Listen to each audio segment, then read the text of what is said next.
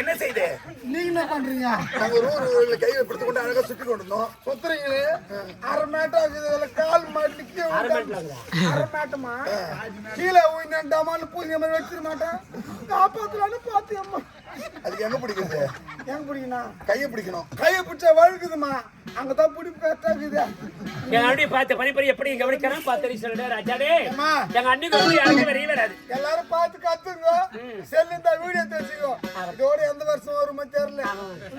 என் செல்ல நாத்தனார்